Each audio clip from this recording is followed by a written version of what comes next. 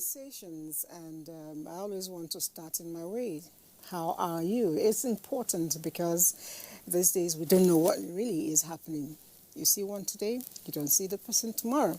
So it's important to check up on yourself. And with that question, it simply tells you that you should go and do all that is necessary to make sure you are well and alive and breathing, of course, being very productive. Because sometime you may just drop dead.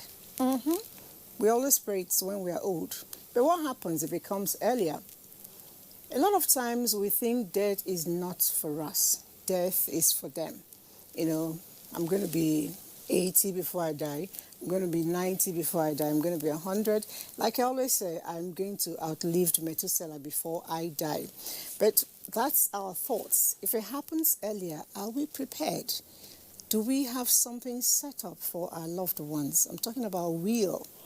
In Nigeria, it's something that is quite disheartening. I'm not going to be looking at widowhood practices, but I will be looking at something close to it, which is the will inheritance system in our country. Some are matrilineal, some are patriarchal, and a whole lot of things come out of it, especially when it affects the woman. And when it affects the woman, the entire children are affected.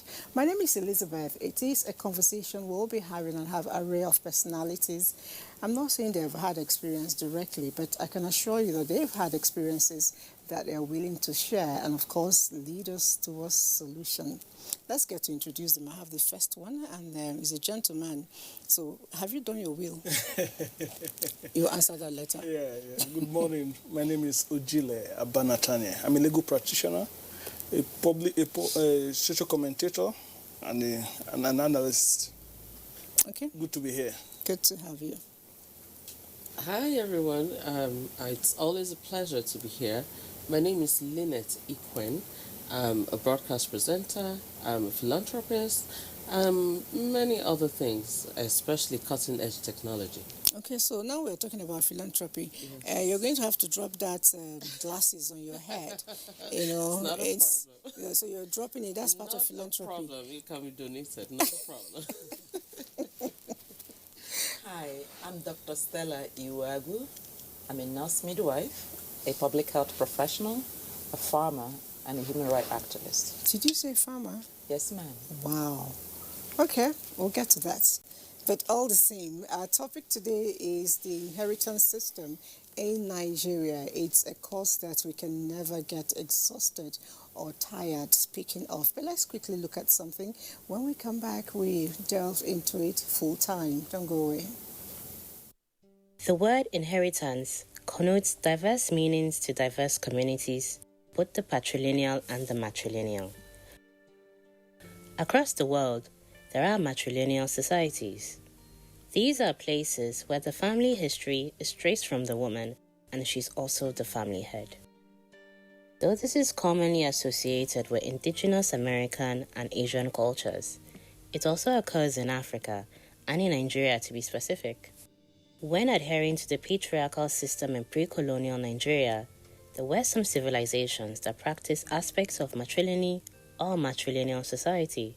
Property and hereditary roles could be passed down from the mother, thus coexisting with an already male-controlled system. There are several variations of this across the southern parts of Nigeria, particularly in Cross River states.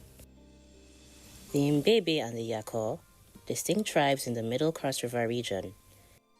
The Bakor or Abanyom, a group of tribes from the same clan system in Cross River. Afikpo, an Igbo town in Ebonyi State, and Ohafia, an Igbo community in Abia State with ties to Cross River.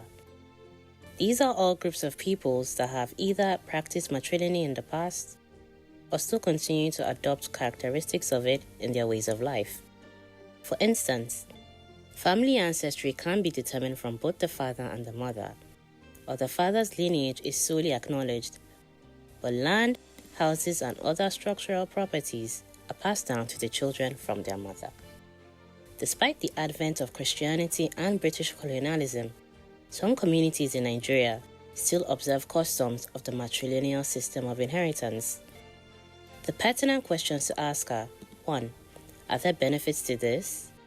2. What happens when abuse sets in under this practice?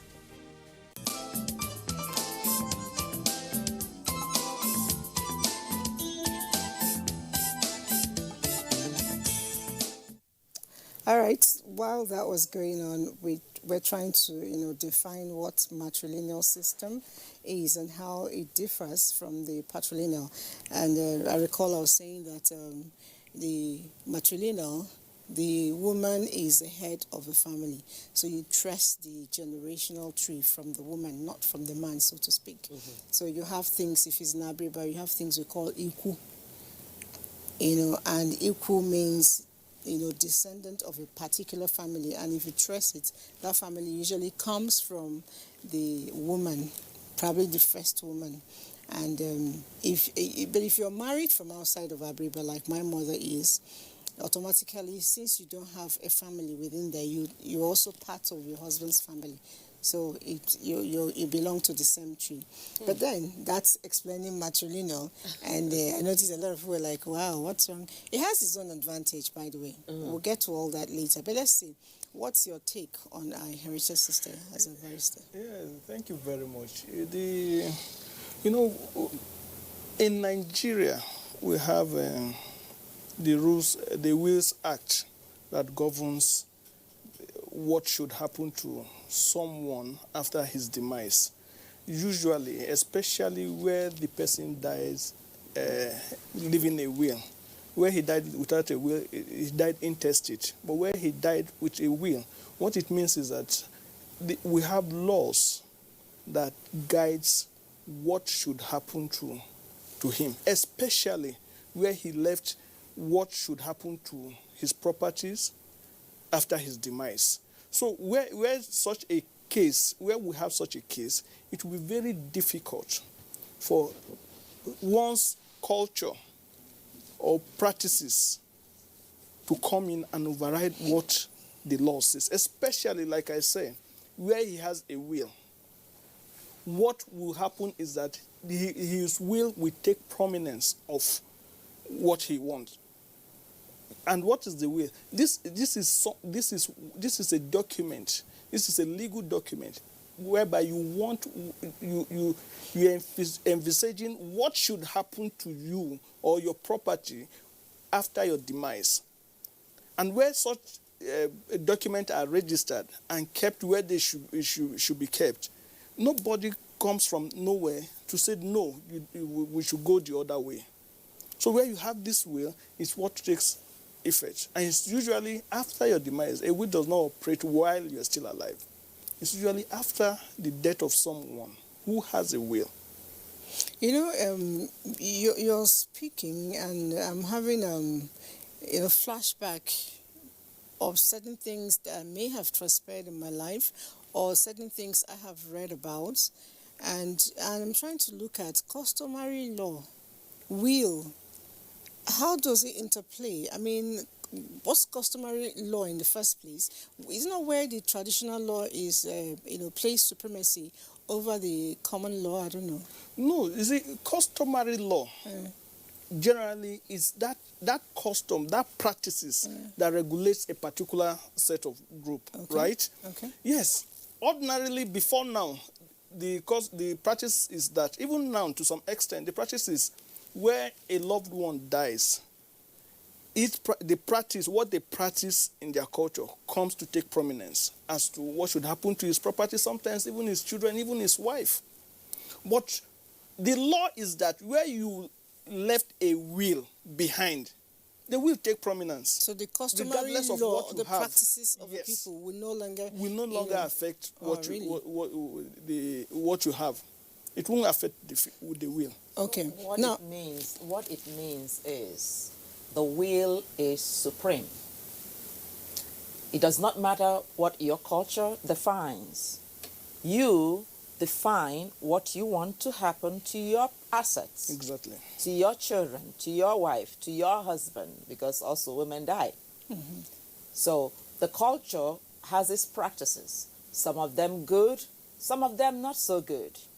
So especially if you come from a culture that have some cultural practices that might harm or dispossess your loved ones, it will be sheer wickedness not to define what you want to happen. Because if you don't leave a will, it means you agree With the that culture. what happens in your culture should happen to your family, that your family should be, what happens in their life should be defined by what is happening in your culture. If you've not left the will, then you absolutely agree with that culture, because that is exactly what will happen. But if you are not comfortable with the cultural practices, then you must leave a will. Simple. And that will gives your loved ones the backing they need to get the protection they deserve When you're not there. when you're not there. Exactly. And I really think if you love your family, the You most should important thing definitely. you should do is protect them. That's what will does. It protects them. Okay. Now, I'll still get back to you because I know that beyond just being a common lawyer, you also have, the Sharia law within your doorposts. I know that that's also your area of specialization. What you're saying about the supremacy of the law, against the customary practices, is it also obtainable in Islam? You see, the beautiful thing about the Islamic system is that it has its own defined, codified law, which is the Sharia law, right? And in the Sharia law, in the practices of the Sharia law, it has already spelled out the issue of inheritance. As we speak, it has spelled it out, what should happen to who, who should get what, and all that. The beautiful thing about it is that the Holy Quran has distilled who get what, when, and how. So it is not subject to the practices of the people, the customs of the people. No. It is in the Holy Quran what should happen to who. Let me give an instance. I know in the course of my studies in the university, I know I did Islamic law to the 500 level, and to some extent I know much about it also. One of a common practice is this, that a male child gets ×2 what a female child gets. Why? It's there in the Quran. And also going further, you see, we have a different school of thoughts in the Islamic jurisprudence. We have the Shafi'i school of thought, the Hanbali, the Sunni, and the Maliki school of thought. We practice the Maliki school of thought in Nigeria. And this is what is stated there. This is who gets what, when, and how. And to a large extent, it goes beyond giving shares to just your immediate family members. You can give to a close friend, you can give to somebody who has served you. There are all provisions for it in the Holy But Quran. the question is, Yes. does the Sharia provision supersedes a will? If I leave a will, this is how I want my property to be shared. Will someone come, throw that will away, and say we will be guided by the Sharia law? The good thing about it, the Sharia law is majorly what is guided majorly with what is in the Holy Quran and the hadiths of the Holy Prophet. I understand that. Beautiful. It is something that I want to believe. You can't go away out of it, especially if you're a practicing Muslim and you don't. I am a practicing Muslim. Good.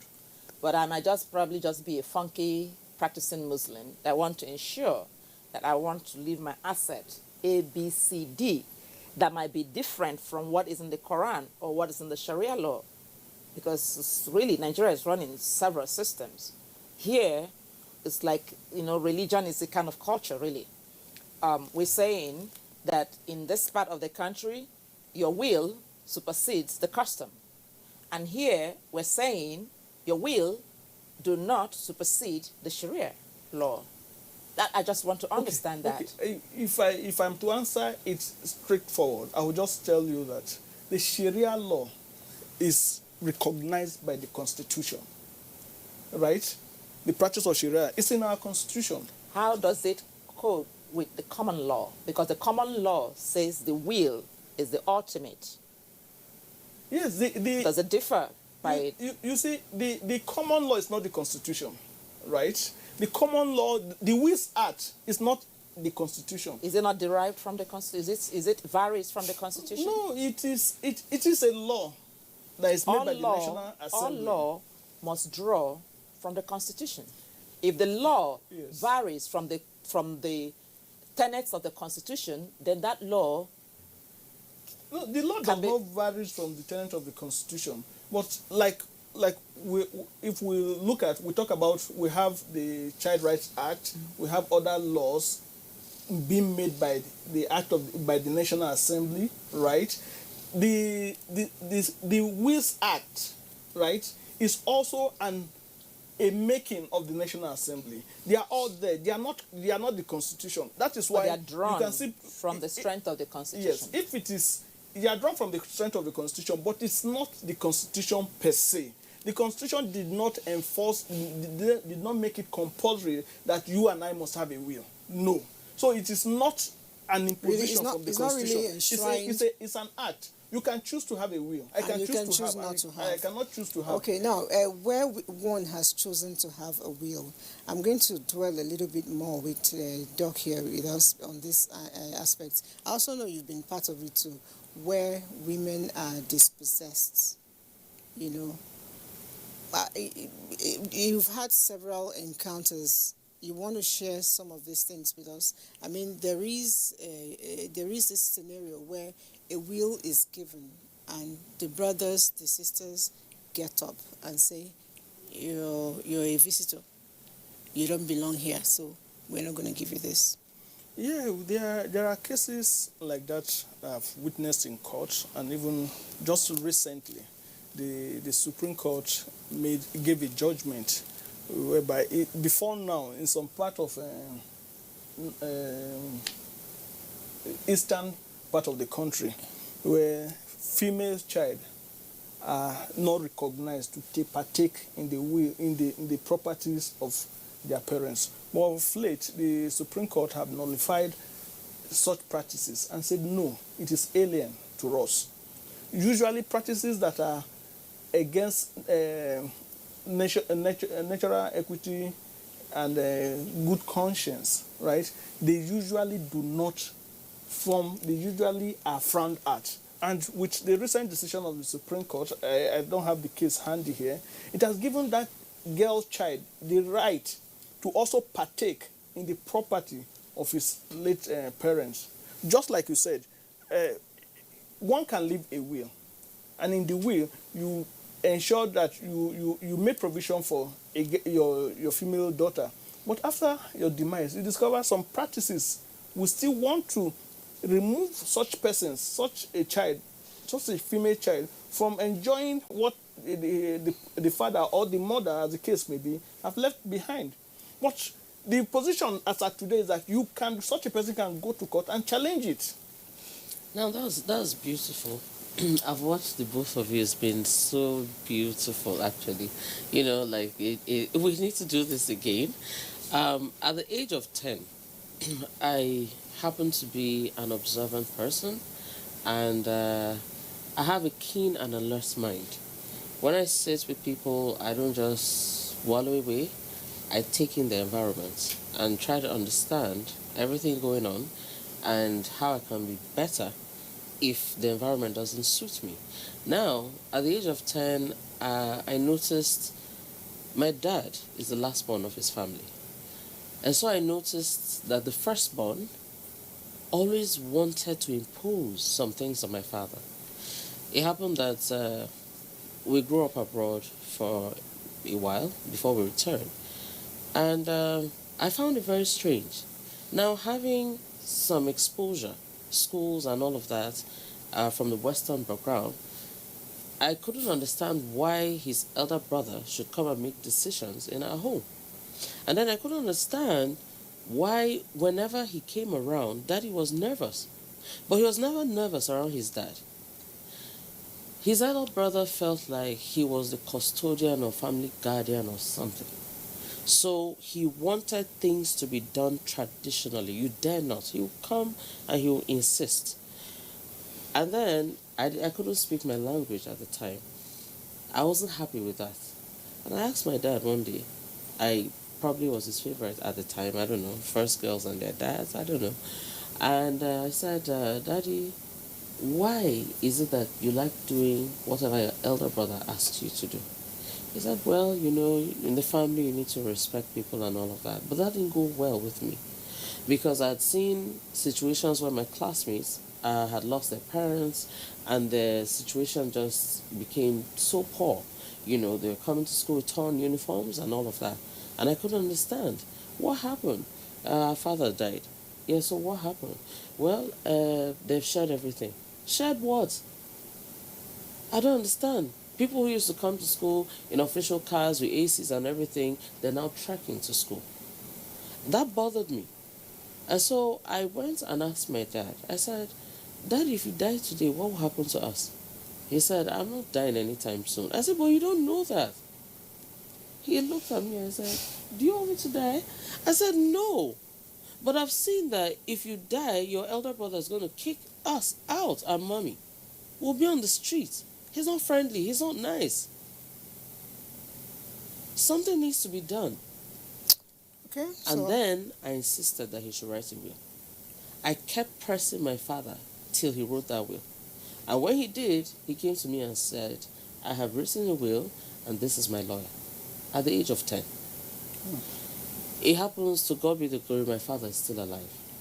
But it got to a point where he had to break off a bit from some of the terrible things his elder brother would impose. Please, bring money, we need to go and search and ask questions. Ask questions about what? Where are you searching? Google. Google, and I know, right? So that's the thing. These traditions need to go because they're robbing us. The white man, I respect them for something. They make each other grow. But we pull ourselves down because of traditions and cultures that do not help anyone. I have a friend whose father was very wealthy, owns lots of properties and all of that. His father is late. He left a will. The mom refused to enforce it. The family got split. Some of the children took her to court. The daughters and some other people supported her. And then the rest that couldn't tolerate it are fighting. I found that terrible. What happens? I don't know why. According to her, she says, if one person dies or the leader dies, then the next leader should take over. That's her take. Whether the will favored her or not, what should happen in that kind of case? All right. What should happen in that kind of case? The will is the will. The will Exactly. is Is the will. The will is the will. The will should be read and enforced. And if it's not enforced, you recourse to the law. It turns out that she's a lawyer. Well, she's a lawyer. She's not above the law. She's So not she a must judge, know too. these things. She's a lawyer. She's not a judge. There are documents that she has refused to sign. So let me, for our audience really, let's reinforce how important this is. It is so sad that as a parent, you work so hard, deny yourself so much to build an asset base. Who are you leaving it for? For your family. How is it that you do not find a way to ensure that harmony exists? My father is no more today, but the one important thing is harmony must exist. His grandfather, my grandfather, before he passed, while he was still alive, he shared, over here we're writing will and putting everything in hiding. Hey, this is what I want. The day I don't want it that way anymore, I'll change it. But things happen. Why all the secrecy about your asset? I've seen people that passed away and their family have no clue about what asset that they have. It doesn't make what sense. Are you hiding? Who are you building it for? It doesn't make sense. And really, because when you go, you are not going with anything. That's the beauty of And it. it will be sad that you leave and people are dying and killing themselves over something you've worked so hard for. If you're not sure who to give it to, will it to charities. Some people will do some good work out of it. Yes, it's also an option, because sometimes we accumulate all of this and then our relative and our children become lazy and think, okay, they're the practical, okay, they pray for me to die. So that can be a scenario sometimes. They're just waiting, somebody might kill you. That is a possibility, So that makes us to actually create balance in acquisition. You see, There are people that create trust. There are will. You can also have a trust where nobody gets access to it, but it continues to, because sometimes you build all this empire and your children run it down, and 10 years down the line it doesn't even exist. So we must need to leave legacy. It's about really building legacy. Build institutions that live beyond you. And that institution will practically continue to provide for your family and the causes you hold dear. You know, you're talking about philanthropy. It's one thing we're not really putting a lot of energy in. To leave a legacy. You know, Doc, without meaning to cut you short, I know that you fight the cause of people who are dispossessed. I'd like to know, how has the struggle been for the woman? You know, I really want to pin it down to the woman, because ultimately we are the punching bag when it comes to culture and a lot of things like that. So what has been, you know, your experiences with that struggle? It's been very difficult, especially when you're dealing with deep cultural practices. The woman is often dispossessed, not only dispossessed of her property, of her husband's property, sometimes even of the children. How? They take the children away. There are situations. I don't understand. They take the children away. Oh, no. I'm telling you that that's what you ask me for experience. They take the children away. Sometimes they leave the children and the women. Were these children adopted or given birth by this woman? They just go and sleep in some other person's house. That the children are my brother's children. Yeah, so they're my children. The children is our children. Yeah. You on your own. I grew So up if you don't hearing build a that kind of relationship, thing. if you don't have a relationship, when your husband, if you don't have a good relationship with your husband's family, when he passes, you might find yourself standing alone in the rain, even without your children.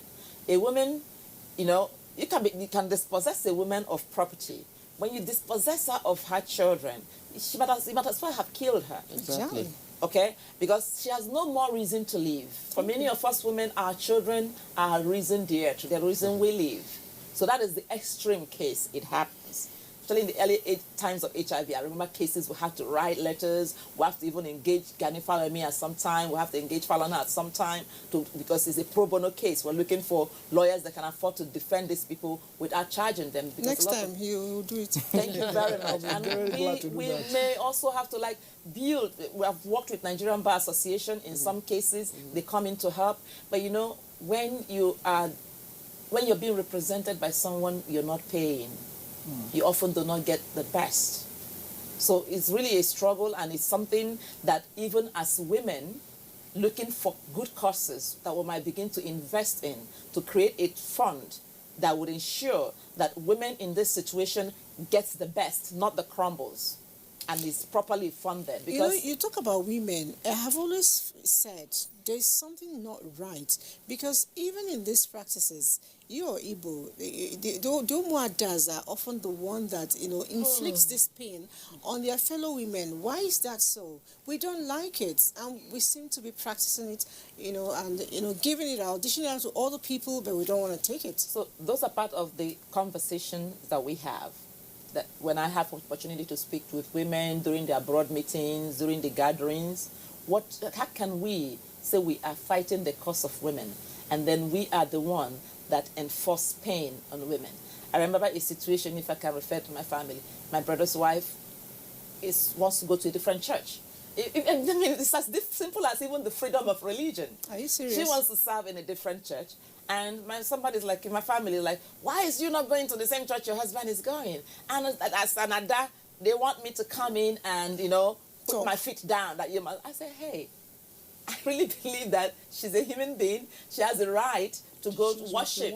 Freedom of religion. No, when we say this human right thing, we say it in the ether out there. But when it comes to actually practicing it on a day-to-day basis, we revert back to culture. We run back to culture when we are in our comfort zone. Especially when it doesn't favor you. When it doesn't favor you. But really what I tell people, do unto others as you want them to do unto you.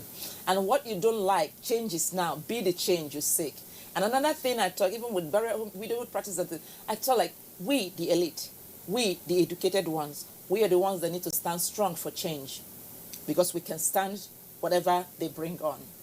But there are a lot of people who do not have the support system or the voice to be able to stand for themselves.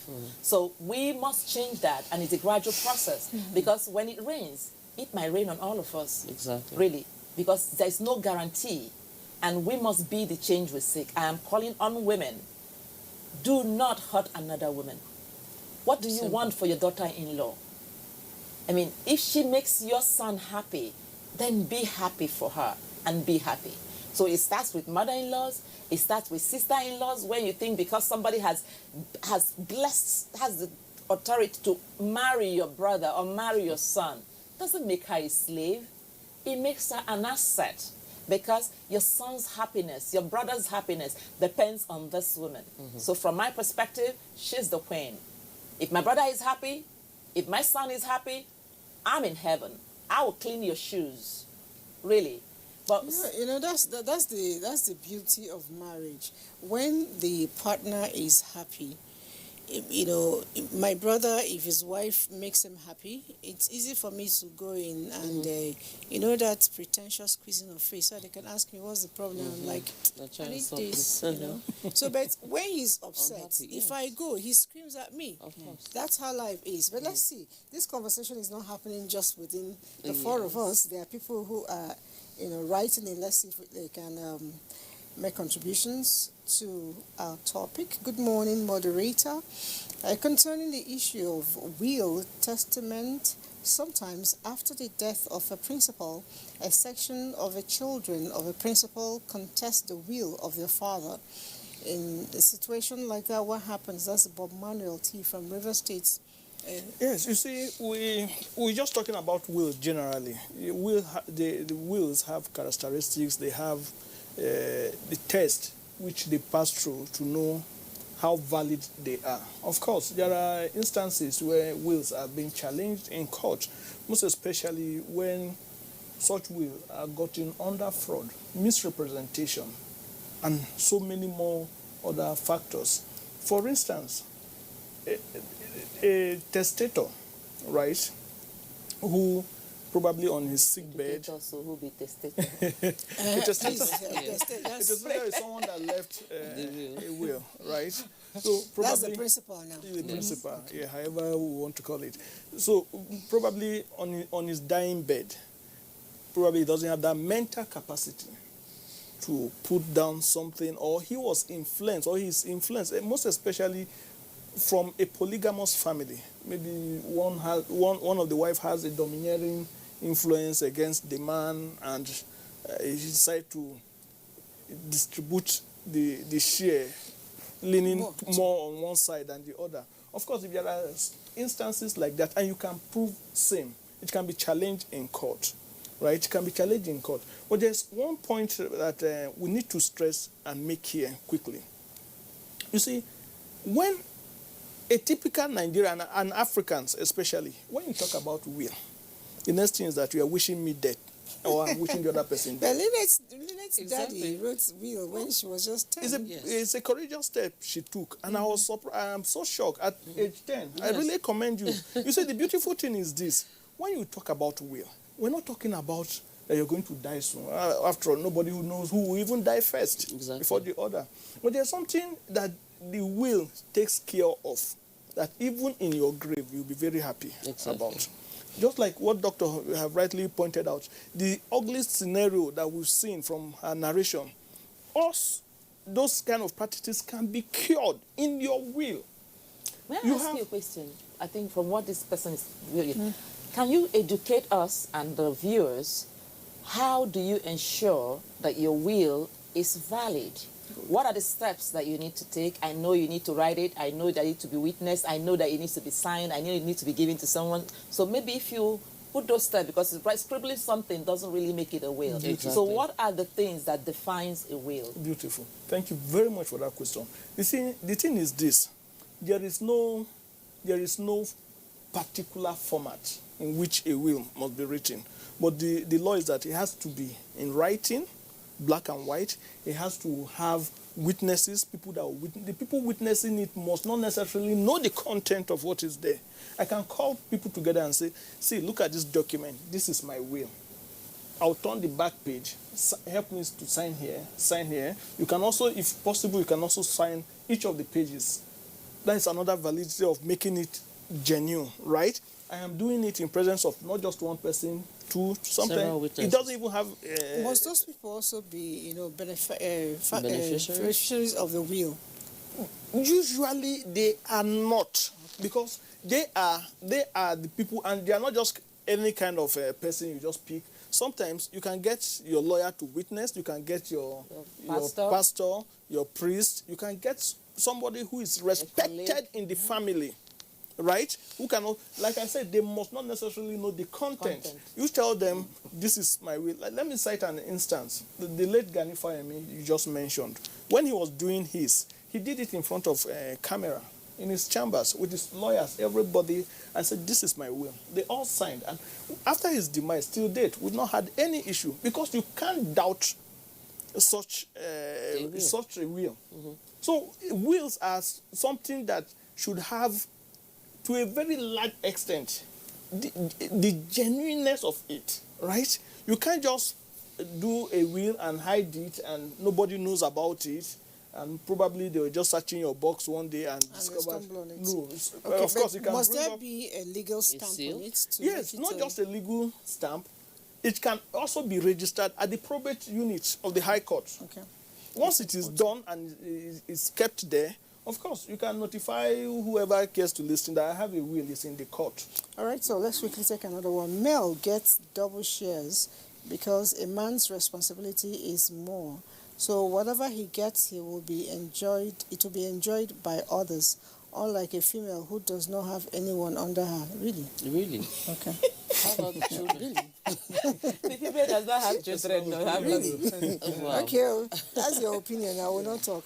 My question is, does a single lady who is not married have a right to inheritance in her father's house? That's coming from Treasure Isiaku from Abia State. Of course. Absolutely. Well, Absolutely. absolutely. Okay. That she's not married doesn't mean she does not have needs and responsibilities. And really, the will may not even provide for your needs and responsibilities. It is how the owner of the money wants to give it. Exactly. It is prerogative. Can I quickly chip in here? You see, when we talk about living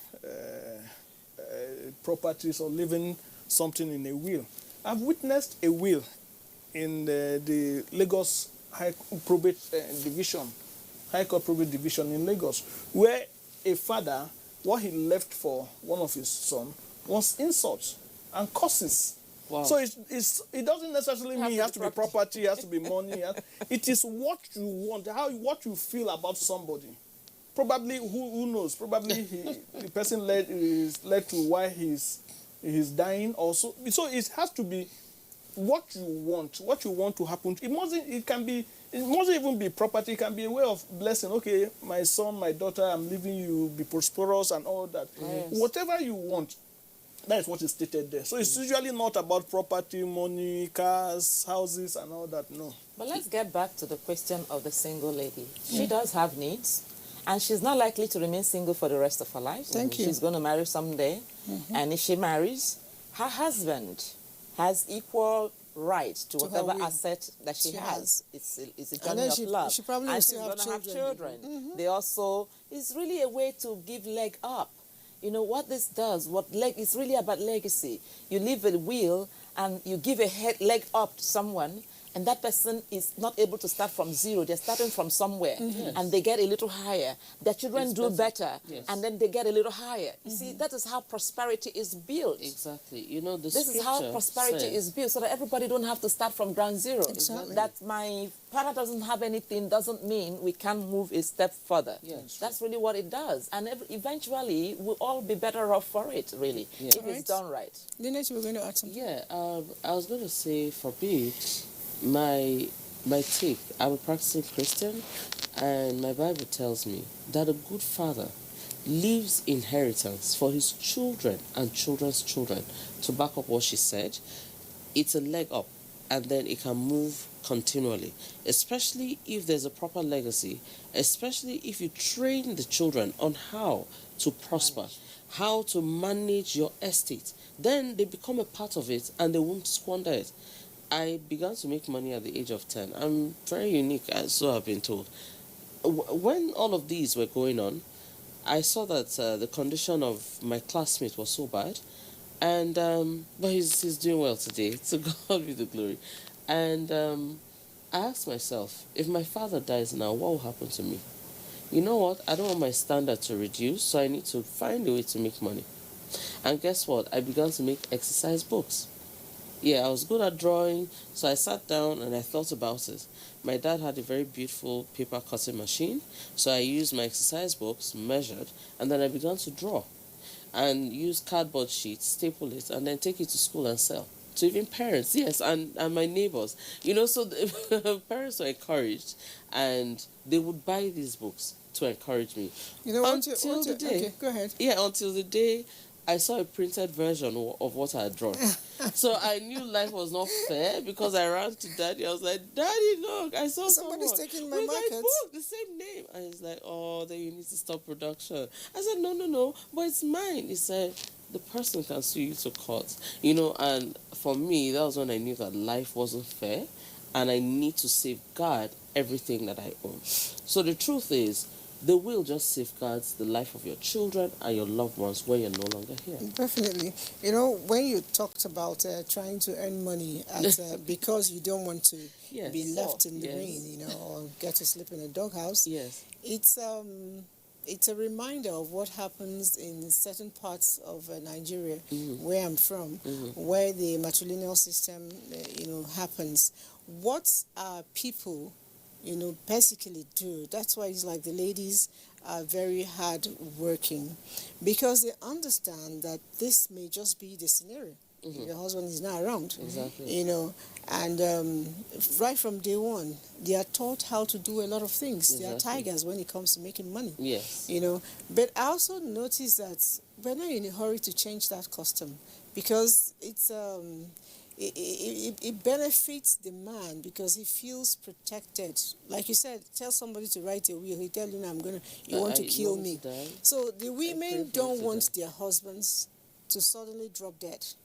So there is extra effort to make sure your husband fits well, so he doesn't die, your husband is safe, so that you guys can die, happy old age, and then that goes on. But let's quickly take more. Good morning. Honestly, I love this topic, and on will and inheritance. My grandfather didn't write a will before he died, trusting his children and grandchildren to behave well. But the elders in my family gave every piece of a land over 20 hectares to a certain person. Now that boy has squandered the land, sold it all off. Now he is homeless and dying. And then this person writes in capital letter. Her name is Victoria. She writes in capital letter. To write a will is very good. Culture and tradition are wicked. It's not all now. All of them are not wicked. I understand you. But it's not all of them. So let's quickly take some more. Good morning. I love your show. I've learned a lot from you guys. May God bless you. Oche Sunday from Benue State. Thank you, Oche. Good morning. Like in Benin tradition, when a woman has no children for the man, she does not have a say on the property of the will. What should happen? Born, get.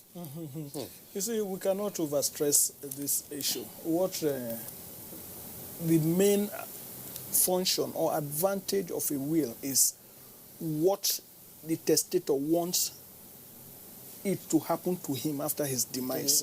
Where a testator says, my wife, whether she has a kid or not, should benefit from my property. Nobody. Especially, like I said, where a will is written, where he left a will, no custom or tradition can supersede. It's as simple as that. So whether she has a kid or not, if the husband so desire that she should inherit him, no custom or tradition should come in place. It should be challenged. Okay. You're actually right, because sometimes people even will out, like you said, to charity. So those charity didn't give birth to the man. Exactly. So you can will out to your, your church. Yes. The favorite charity. Exactly. So universities. I'm looking forward to when every day we want to complain about the school, about the hospital systems.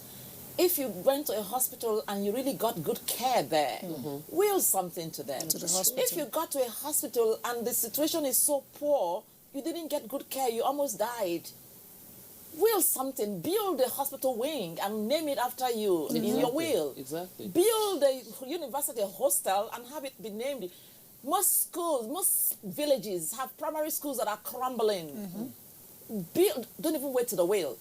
Build one. And at your demise, let all the money go into building and running schools in your village. Then it doesn't just benefit only your children, it benefits the whole community. Exactly. Just leave legacies, really. That's very important. That's Good morning, moderator. I want to know and ask in the program, does Islam recognize will? I think you already did that. That's grabbed from Kaduna. You want to quickly just touch that briefly, because there's so many messages there. Everything that has to do with inheritance under the Islamic system, right, is embedded in the Holy Quran and the hadiths of the Holy Prophet. The hadiths is his practice while alive, and the Holy Quran. These are the two main things that guides what should happen to one's inheritance. So what you're saying is Islam do not recognize a will. I won't say, because that is a will, so to say. That is another way of distribution of one's property. What is a will? A will is... If this is what is in the hadith, yes, and I came and I wrote what I want, if it is contrary to what is in the hadith, which one should carry more the thing weight? is that as long as you're a subscriber, a Muslim, you can't go outside of it. You can't go outside of it. What if I want to? Well, that is the question this person is asking. What if I chose to? Will my will be recognized, or I've will not seen maybe where it has been tested in court. I don't know what will be the outcome. It's a question we need to throw to Yeah, them maybe out we'll there. have to. Okay, we'll so do more while you're research throwing on it, to that. take some more. The writing of a will doesn't automatically silence a custom. A custom can also be effective even in the presence of a will if such custom has been judicially noticed by the Supreme Court of Record. See sections 16 and 17 of the Evident Art. In this regard, I stand to differ with my learned friend here, where he said that a will takes preeminence without having regards to its exceptions. See the case of Olowo versus Olowo Kotsi. That's the person writing, Ejemi Divine. Thank you, Ejemi, for that insight. But if we go to explain now, we may not be able to finish this. So I quickly say, good morning. We'll walk in Islam, but with condition for will work in Islam, but with condition. For instance, if a father have a total of 10 million and he writes a will, that 10 million should all be given to one of his sons while he has 5 sons. You see, in that case, it's not going to work, you know, as a comrade Ladan from Nasarawa State. So that the will definitely will not work in that situation. So I guess that answers a bit of the question you've been asking. Thanks for the good job. Islam has defined who gets what. Those who are qualified are father, mother, son, daughter, grandmother, grandfather. So it says it's a shrine in the Quran. Some will challenge these days. Why?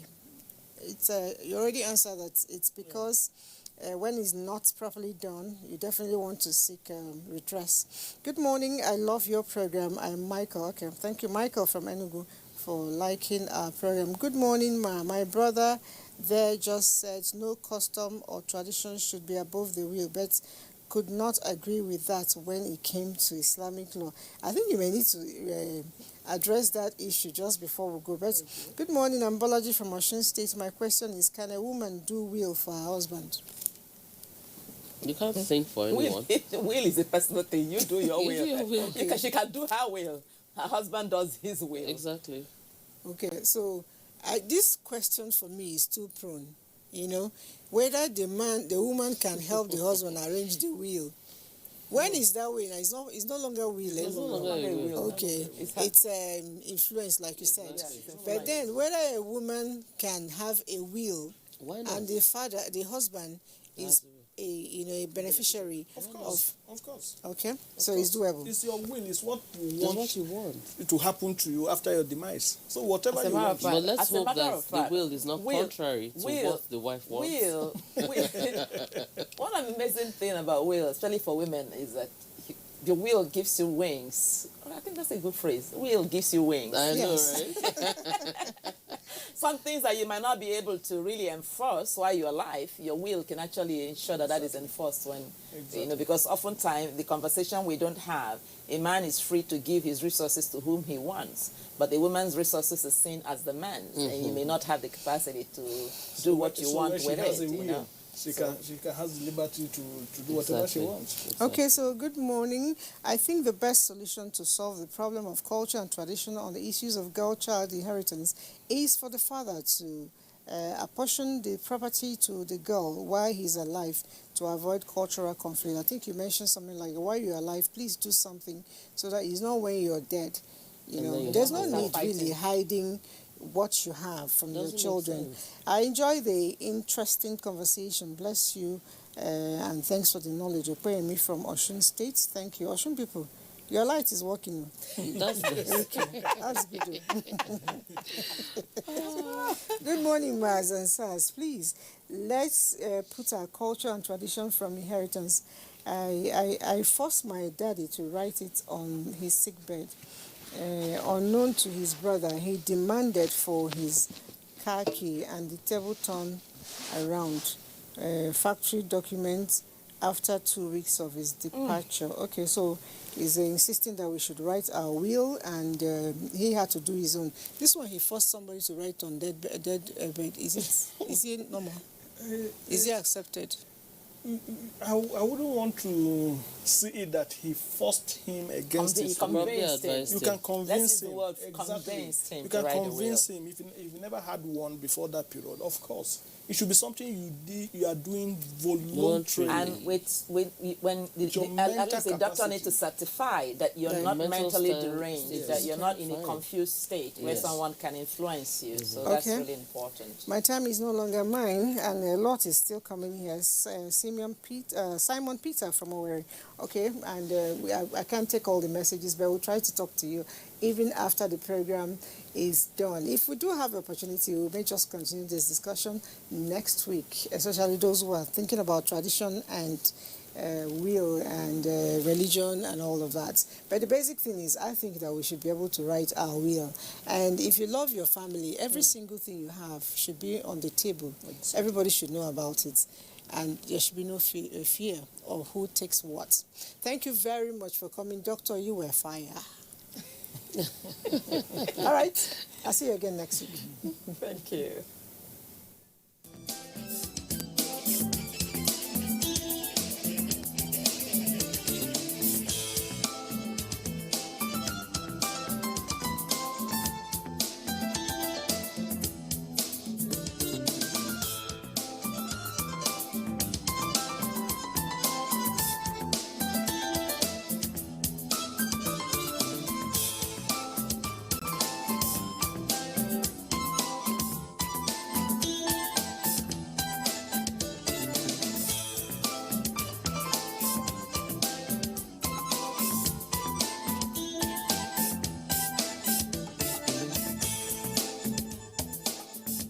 Hello and welcome. It's time for another interesting package of Everything Music. Angelina, you dey cool in my temperature. If you call, I go come deliver. This is Talking Movies. In times of old, the world was full of wonder.